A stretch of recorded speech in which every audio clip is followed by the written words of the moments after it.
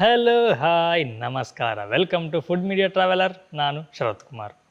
ಸ್ನೇಹಿತರೆ, ನಾನು ಕಳೆದ ಒಂದು ವಿಡಿಯೋದಲ್ಲಿ ಈ ಕೇಶವರ್ಧಿನಿ ಅನ್ನೋ ಒಂದು ಗಿಡದ ಪರಿಚಯವನ್ನು ಮಾಡಿಕೊಟ್ಟಿದ್ದೆ. ಹಾಗೆಯೇ ಇದರಲ್ಲಿ ಒಂದು ಎಣ್ಣೆ ಸಹ ಮಾಡ್ಬೋದು, ನಮ್ಮ ಕೂದಲಿನ ಆರೈಕೆ ಮಾಡುತ್ತೆ ಅಂತೇಳಿ ಹೇಳಿದ್ದೆ.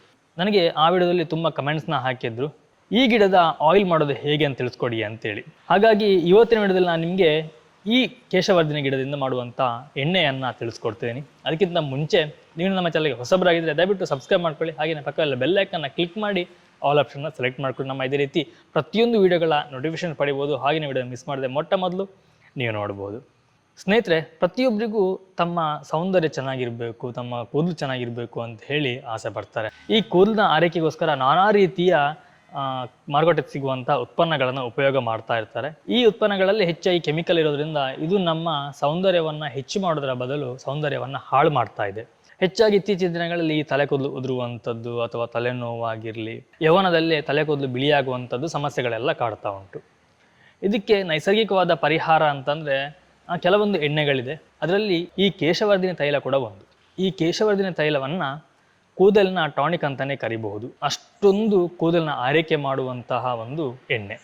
ನಾನು ಮೊದಲು ಎಣ್ಣೆ ಮಾಡೋದು ಹೇಗೆ ಅಂತ ತೋರಿಸ್ಕೊಡ್ತೀನಿ. ಹಾಗೆಯೇ ಈ ಎಣ್ಣೆ ನಾವು ಯಾವ ರೀತಿ ಉಪಯೋಗ ಮಾಡಬಹುದು, ಈ ಎಣ್ಣೆ ಉಪಯೋಗ ಮಾಡಿದ ಏನೆಲ್ಲ ಬೆನಿಫಿಟ್ಗಳಿದೆ ಪ್ರತಿಯೊಂದು ನಾನು ತಿಳಿಸ್ಕೊಡ್ತೀನಿ. ನಾವು ಮೊದಲಿಗೆ ಹೋಗಿ ಈ ಎಣ್ಣೆ ಮಾಡಲಿಕ್ಕೆ ಬೇಕಾದಂತಹ ಹೂ ಹಾಗೆ ಆ ಎಲೆಗಳನ್ನು ಕಲೆಕ್ಟ್ ಮಾಡಿಕೊಂಡು ಬರೋಣ.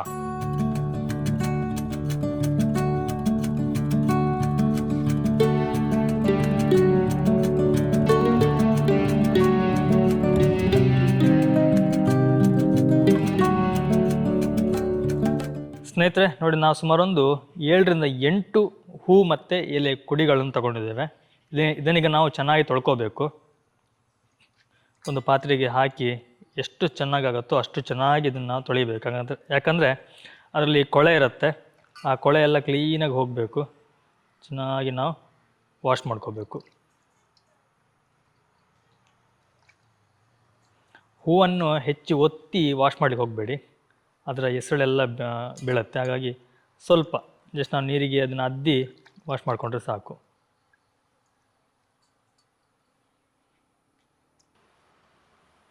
ನೋಡಿ, ಇದರಲ್ಲಿ ಎಷ್ಟು ಮಣ್ಣಿದೆ ನೋಡಿ.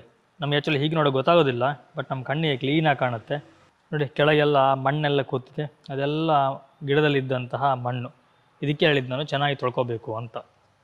ನಾವೀಗ ಈ ಎಲೆಯನ್ನು ತೊಳೆದಿದ್ವಲ್ವ, ಆಮೇಲೆ ಕ್ಲೀನಾಗಿ ಇದನ್ನು ಒಣಗಿಸ್ಕೋಬೇಕು. ಯಾವುದೇ ರೀತಿಯ ನೀರಿನ ಅಂಶ ಇದರಲ್ಲಿ ಇರಬಾರ್ದು, ಅಷ್ಟು ಕ್ಲೀನಾಗಿ ಒಣಗಿಸ್ಬೇಕು. ನೋಡಿ, ಫುಲ್ ಡ್ರೈ ಆಗಿದೆ. ಈಗ ಈ ರೀತಿಯಾಗಿ ಒಂದು ಕಲ್ಲು ತಗೋಬೇಕು. ಇದರಲ್ಲಿ ಸಹ ಹಾಗೆ ಯಾವುದೇ ರೀತಿಯ ನೀರಿನ ಅಂಶ ಇರಬಾರ್ದು, ಅಷ್ಟು ಕ್ಲೀನಾಗಿ ಇದನ್ನು ಒರೆಸ್ಕೋಬೇಕು. ಇದಕ್ಕೀಗ ನಾವು ರೆಡಿ ಮಾಡಿಟ್ಟಂಥ ಸೊಪ್ಪನ್ನು ಹಾಕಿ ಕ್ಲೀನಾಗಿ ಜಜ್ಕೋಬೇಕು. ತುಂಬ ಜಜ್ಬೇಕಂತೇನಿಲ್ಲ, ಸ್ವಲ್ಪ ಜಜ್ಕೊಂಡ್ರೆ ಸಾಕು.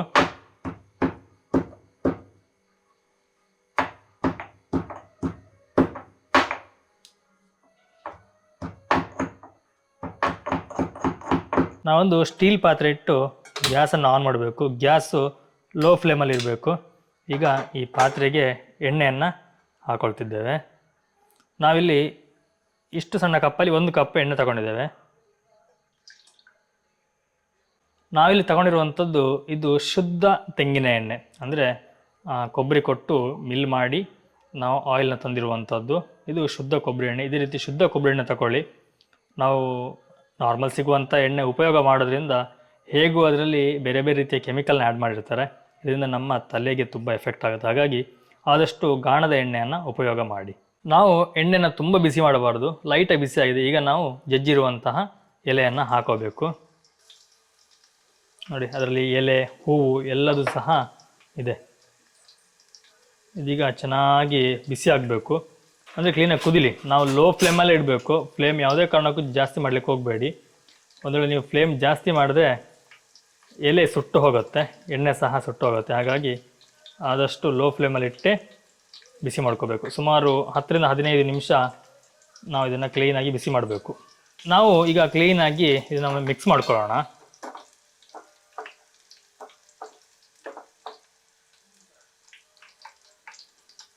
ಇನ್ನೊಂದು, ಈ ಎಣ್ಣೆ ನಿಮ್ಗೆ ಬಿಸಿ ಮಾಡೋವಾಗ ಗೊತ್ತಾಗುತ್ತೆ, ತುಂಬ ಚೆನ್ನಾಗಿ ಸ್ಮೆಲ್ ಬರುತ್ತೆ. ಈ ಎಲೆ ಆಗಲಿ ಅಥವಾ ಹೂವಾಗಲಿ ಒಂದು ರೀತಿಯ ಘಮ ಬರುತ್ತೆ. ಅದು ಎಣ್ಣೆ ಜೊತೆ ಮಿಕ್ಸ್ ಆದಾಗ ಅದರ ಘಮನೇ ಬೇರೆ ಆಗಿರುತ್ತೆ, ತುಂಬ ಚೆನ್ನಾಗಿರುತ್ತೆ. ಯಾರಿಗಾದರೂ ಈ ರೀತಿ ಎಣ್ಣೆನ ಮಾಡಿದ್ದವರಿಗೆ ಗೊತ್ತಿರುತ್ತೆ, ಬಟ್ ತುಂಬ ಜನ ಗೊತ್ತಿಲ್ಲ ಈ ಎಣ್ಣೆಯ ಬಗ್ಗೆ ಅಥವಾ ಈ ಕೇಶವರ್ಧಿನಿ ಗಿಡದ ಬಗ್ಗೆ. ನಮಗೆ ಕಮರ್ಷಿಯಲ್ ಆಗಿ ಸಿಗುತ್ತೆ ಕೇಶವರ್ಧಿನಿ ತೈಲ ಅಂತಾನೆ, ಬಟ್ ಅದರಲ್ಲಿ ಎಷ್ಟರ ಮಟ್ಟಿಗೆ ಈ ರೀತಿ ಮಾಡ್ತಾರೆ ಗೊತ್ತಿಲ್ಲ. ಆದರೆ ನಾವು ಈ ರೀತಿ ಮಾಡೋದು ತುಂಬ ಡಿಫ್ರೆಂಟ್ ಇದೆ ಅದಕ್ಕಿದಕ್ಕೂ. ನಾನು ಅದನ್ನು ಸಹ ನೋಡಿದ್ದೀನಿ, ತುಂಬ ಡಿಫ್ರೆಂಟ್ ಇದೆ. ಯಾಕಂದರೆ ಅದರ ಸ್ಮೆಲ್ಲಿಗೂ ಇದರ ಸ್ಮೆಲ್ಲಿಗೂ ತುಂಬ ಡಿಫ್ರೆನ್ಸ್ ಇದೆ. ಈ ಎಣ್ಣೆನ ಹೆಚ್ಚಾಗಿ ಕೇರಳದ ಕಡೆ ಇದನ್ನ ಉಪಯೋಗ ಮಾಡ್ತಾರೆ. ನಿಮ್ಗೆ ಗೊತ್ತಿರ್ಬೋದು, ಕೇರಳ ಅಂತಂದರೆ ಸ್ವಲ್ಪ ಆಯುರ್ವೇದದಲ್ಲಿ ಸ್ವಲ್ಪ ಹೆಸರುವಾಸಿ ಆಗಿರುವಂಥದ್ದಲ್ಲಿ ಅಲ್ಲಿ ತುಂಬಾ ಇದನ್ನು ಯೂಸ್ ಮಾಡ್ತಾರೆ. ಸ್ನೇಹಿತರೆ, ಈಗ ಎಣ್ಣೆ ಕುದಿ ಬರ್ತಾ ಉಂಟು. ಆ ಎಣ್ಣೆ ಕುದಿ ಬರ್ತಾ ಇರಲಿ, ಅಷ್ಟರೊಳಗೆ ನಾವು ಈ ಹೇರ್ ಆಯಿಲಿಂದ ನಮಗೆ ಏನೆಲ್ಲ ಪ್ರಯೋಜನಗಳಿದೆ ಅನ್ನೋದನ್ನ ಮೊದಲು ನಾವು ತಿಳ್ಕೊಂಬರೋಣ. ಸ್ನೇಹಿತರೆ, ಮೊದಲನೇದಾಗಿ ನಿಮ್ಗೆ ಗೊತ್ತಿರ್ಬೋದು, ನಮ್ಮ ದೇಹದಲ್ಲಿ ಜೀವಕೋಶಗಳಿರುತ್ತೆ. ಅದೇ ರೀತಿ ತಲೆಯಲ್ಲೂ ಸಹ ಚಿಕ್ಕ ಚಿಕ್ಕ ರಂಧ್ರಗಳು, ಜೀವಕೋಶಗಳಿರುತ್ತೆ. ಈ ಜೀವಕೋಶಗಳು ಚೆನ್ನಾಗಿರೋದ್ರಿಂದ ಇದಕ್ಕೆ ನಾವು ಕನ್ನಡದಲ್ಲಿ ಹೇಳಬೇಕು ಅಂತಂದರೆ ಕಿರುಚೀಲ ಅಂತ ಹೇಳ್ತೀವಿ.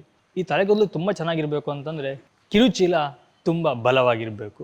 ಈ ಆಯಿಲ್ ನಾವು ಉಪಯೋಗ ಮಾಡೋದ್ರಿಂದ ಕಿರುಚೀಲ ತುಂಬ ಬಲಗೊಳ್ಳಲಿಕ್ಕೆ ಸಹಾಯ ಮಾಡುತ್ತೆ. ಈ ಎಣ್ಣೆಯನ್ನು ಪ್ರತಿದಿನ ನಾವು ಉಪಯೋಗ ಮಾಡೋದ್ರಿಂದ ಕೂದಲ ಬೆಳವಣಿಗೆ ತುಂಬ ಚೆನ್ನಾಗಾಗತ್ತೆ.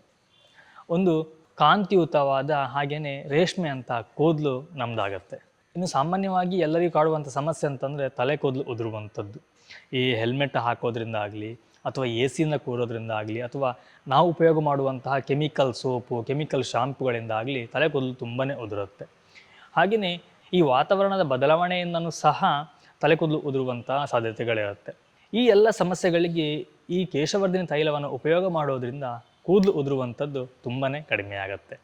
ಇನ್ನು ಕೆಲವರು ಅಬ್ಸರ್ವ್ ಮಾಡಿದ್ದಿರಬಹುದು, ನಮ್ಮ ತಲೆಯ ನೆತ್ತಿ ತುಂಬ ಬಿಸಿ ಇರುತ್ತೆ, ಯಾವತ್ತು ನೋಡಿದ್ರು ಬಿಸಿ ಇರುತ್ತೆ. ಇದು ತಂಪಾಗಿರಬೇಕು. ತಂಪಾಗಿದ್ದಷ್ಟು ಮಾನಸಿಕ ಒತ್ತಡ ಆಗಲಿ ಅಥವಾ ತಲೆ ಕೂದಲಿನ ಸಮಸ್ಯೆಗಳಾಗಿ ತುಂಬ ಕಡಿಮೆ ಆಗುತ್ತೆ. ಈ ಎಣ್ಣೆಯನ್ನು ಉಪಯೋಗ ಮಾಡೋದ್ರಿಂದ ನಮ್ಮ ನೆತ್ತಿ ಹಾಗೂ ಕೂದಲು ಎರಡನ್ನೂ ತಂಪಾಗಿಡಲಿಕ್ಕೆ ಸಹಾಯ ಮಾಡುತ್ತೆ. ಇನ್ನು ಸಣ್ಣ ವಯಸ್ಸಿನಲ್ಲಿ ಕೂದಲು ಬಿಳಿಯಾಗುವಂಥ ಸಮಸ್ಯೆಗಳು ಬರುತ್ತೆ. ಈ ಸಮಸ್ಯೆಗೂ ಸಹ ಈ ಎಣ್ಣೆ ಒಂದು ರಾಮಬಾಣ ಅಂತಲೇ ಹೇಳ್ಬೋದು.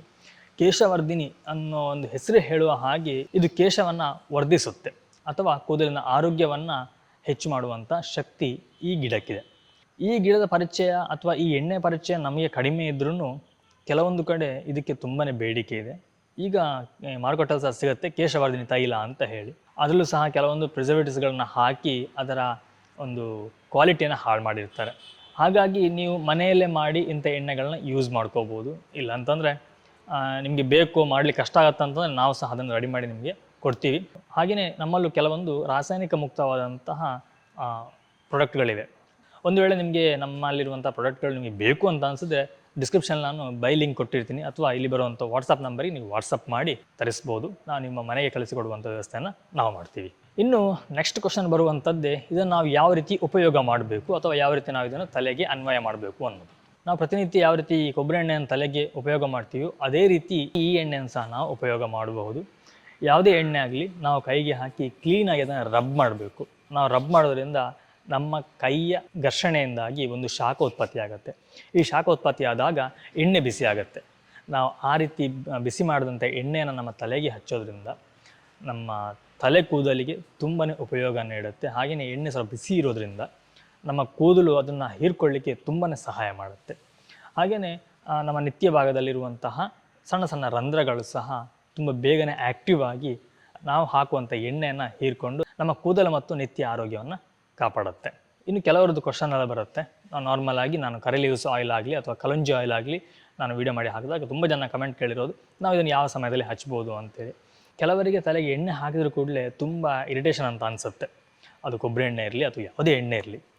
ಅಂಥವರು ಸ್ನಾನ ಮಾಡೋಕ್ಕಿಂತ ಮುಂಚೆ ಒಂದು ಅರ್ಧ ಗಂಟೆನೋ 1 ಗಂಟೆನೋ ಮುಂಚೆ ಒಳ್ಳೆ ರಿಸಲ್ಟ್ ಬೇಕು ಅಂತಂದರೆ ಸ್ನಾನ ಮಾಡೋ 3 ಗಂಟೆ ಮುಂಚೆ ಎಣ್ಣೆ ಹಾಕಿ 3 ಗಂಟೆ ಬಿಟ್ಟು ಸ್ನಾನ ಮಾಡೋದು ತುಂಬ ಒಳ್ಳೆಯದು. ಒಂದು ವೇಳೆ ಟೈಮ್ ಇಲ್ಲ ಅಂತಂದರೆ ಅಟ್ಲೀಸ್ಟ್ ನೀವು ಸ್ನಾನ ಮಾಡೋದಕ್ಕೂ ಅರ್ಧ ಗಂಟೆ ಮುಂಚೆ ಎಣ್ಣೆ ಹಾಕಿ ಆನಂತರ ಸ್ನಾನ ಮಾಡೋದು ತುಂಬಾ ಒಳ್ಳೆಯದು.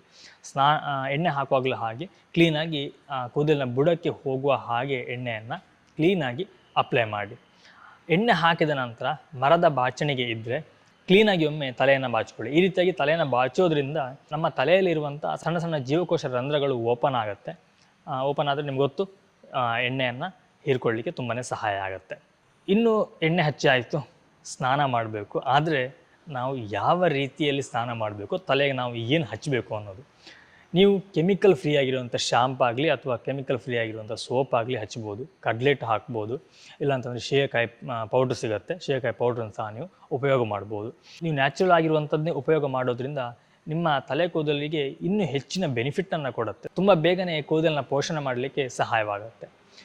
ಕೆಲವರು ಏನು ಮಾಡ್ತಿದ್ದೀರಿ ಅಂತಂದರೆ, ನೀವು ಎಣ್ಣೆನ ಉಪಯೋಗ ಮಾಡ್ತೀರಿ, ಆದರೆ ಕೆಮಿಕಲ್ ಶಾಂಪು ಅಥವಾ ಕೆಮಿಕಲ್ ಸೋಪ್ ಹಾಕಿ ಸ್ನಾನ ಮಾಡ್ತೀರಿ. ಇದರಿಂದ ಪ್ರಯೋಜನ ಇಲ್ಲ.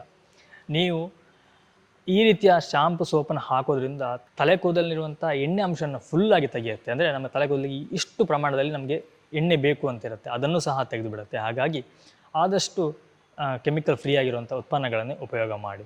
ನಿಮ್ಮ ಊರಲ್ಲಿ ಅಥವಾ ಅಕ್ಕಪಕ್ಕದಲ್ಲಿ ಎಲ್ಲಾದರೂ ಹೋಮ್ ಮೇಡ್ ಸೋಪ್ಗಳು ಸಿಕ್ಕಿದ್ರೆ ಉಪಯೋಗ ಮಾಡಿ. ಒಂದು ವೇಳೆ ನಿಮಗೆ ಸಿಗ್ತಾ ಇಲ್ಲ ಅಂತಂದರೆ ನಮ್ಮ ಹತ್ರ ಅದು ಸಹ ಇದೆ, ನಾವು ನಿಮಗೆ ಕಳಿಸ್ಕೊಡ್ತೀವಿ. ಒಂದು 7 ವೆರೈಟಿಯ ಸೋಪ್ಗಳನ್ನ ನಾವು ಸಹ ಮಾಡ್ತಾಯಿದ್ವಿ. ತುಂಬ ಒಳ್ಳೆ ರಿಸಲ್ಟ್ ಇದೆ, ತುಂಬ ಜನ ಉಪಯೋಗ ಮಾಡ್ತಾಯಿದ್ದಾರೆ. ಇನ್ನು ಕೆಲವರಿಗೆ ಒಂದು ಅಭ್ಯಾಸ ಇರುತ್ತೆ, ಸಂಜೆ ಸ್ನಾನ ಮಾಡ್ತಾರೆ ಅಥವಾ ಬೆಳಿಗ್ಗೆ ಸ್ನಾನ ಮಾಡ್ತಾರೆ, ಸ್ನಾನ ಆದ ನಂತರ ಎಣ್ಣೆಯನ್ನು ಹಚ್ಚುವಂಥದ್ದು. ಅಂಥವರು ಎಣ್ಣೆಯನ್ನು ಇವತ್ತು ಬೆಳಿಗ್ಗೆ ಹಚ್ಚಿ ನಾಳೆ ಬೆಳಿಗ್ಗೆ ಸಹ ಸ್ನಾನ ಮಾಡ್ಬೋದು, ಏನೂ ತೊಂದರೆ ಇಲ್ಲ. ಇನ್ನು ಕೆಲವರು ಲೇಡೀಸ್ ಇರ್ತಾರೆ, 2 ದಿನಕ್ಕೆ ಒಮ್ಮೆ ತಲೆ ಸ್ನಾನ ಮಾಡುವವರು, ಅವರು ಸಹ ಇವತ್ತು ಎಣ್ಣೆ ಹಚ್ಚಿ 2 ದಿನ ಬಿಟ್ಟು ಸಹ ತಲೆ ಸ್ನಾನ ಮಾಡ್ಬೋದು, ಯಾವುದೇ ರೀತಿಯ ತೊಂದರೆ ಇಲ್ಲ. ಹಾಗೆ ಸ್ಮೆಲ್ ಸಹ ಬರೋದಿಲ್ಲ. ಇದೊಂದು ಘಮ ಇದೆ, ತುಂಬ ಚೆನ್ನಾಗಿ ಘಮ ಬರುತ್ತೆ. ಆ ಘಮ ತುಂಬ ಜನಕ್ಕೆ ಇಷ್ಟ ಆಗುತ್ತೆ, ಒಂದು ಒಳ್ಳೆಯ ಸುವಾಸನೆ ಬರುತ್ತೆ. ಕೆಲವರು ಸ್ಪ್ರೇ ಮಾಡ್ತಾರೆ, ಏನದು ಹೇರ್ ಸ್ಪ್ರೇ ಏನೋ ಹೇಳ್ತಾರೆ, ಅದೆಲ್ಲ ಉಂಟು.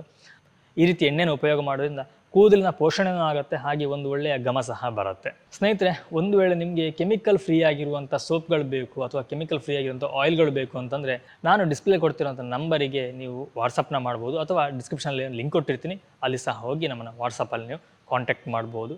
ನಮ್ಮಲ್ಲಿರುವಂಥ ಪ್ರಾಡಕ್ಟ್ಗಳನ್ನ ನೀವು ತರಿಸ್ಕೊಂಡು ಯೂಸ್ ಸಹ ಮಾಡ್ಬೋದು. ತುಂಬ ಜನಕ್ಕೆ ಒಳ್ಳೆಯ ಒಂದು ರಿಸಲ್ಟ್ ಕೊಟ್ಟಿದೆ, ತುಂಬ ಜನಕ್ಕೆ ತುಂಬ ಉಪಯೋಗ ಆಗಿದೆ. ನಿಮಗೂ ಸಹ ಒಂದು ಒಳ್ಳೆಯ ಉಪಯೋಗ ಆಗಲಿ ಅನ್ನೋದು ನಮ್ಮ ಉದ್ದೇಶ. ಸ್ನೇಹಿತರೆ ನೋಡಿ, ನಮಗೆ ಎಣ್ಣೆ ಕಲರ್ ಚೇಂಜ್ ಆಗುತ್ತೆ, ಈ ರೀತಿ ಹಸಿರು ಬರುತ್ತೆ. ಆ್ಯಕ್ಚುಲಿ ನಮಗೆ ಇಲ್ಲಿ ಸ್ವಲ್ಪ ನಾವು ಹಾಕಿರುವಂಥದ್ದು ಇದರ ಹೂವು ಸ್ವಲ್ಪ ಕಮ್ಮಿ ಆಯಿತು, ಯಾಕಂದರೆ ಅಲ್ಲಿ ಇದ್ದದ್ದನ್ನೆಲ್ಲ ಕಡಿದು ಬಿಸಾಡಿದ್ರು. ನಮ್ಮ ಮನೆ ಆಗಿದ್ದರೆ ನಾವು ಅದನ್ನ ಕ್ಲೀನಾಗಿ ಕಾಪಾಡ್ಕೋಬೋದು, ಆದರೆ ಬೇರೆಯವ್ರದ್ದಾಗಿರೋದ್ರಿಂದ ನಾವು ಅದನ್ನು ಹೇಳಲಿಕ್ಕಾಗೋದಿಲ್ಲ, ಎಲ್ಲ ಕಡ್ದಿದ್ರು. ಬಟ್ ಉಳಿದಿರುವಂಥದ್ರಲ್ಲಿ ನಾನು ಪಟ್ಟ ಮಾಡಿದ್ದು, ಹಾಗಾಗಿ ನಮ್ಗೆ ಸ್ವಲ್ಪ ಇನ್ನೂ ಎಲೆ ಬೇಕಾಗಿತ್ತು.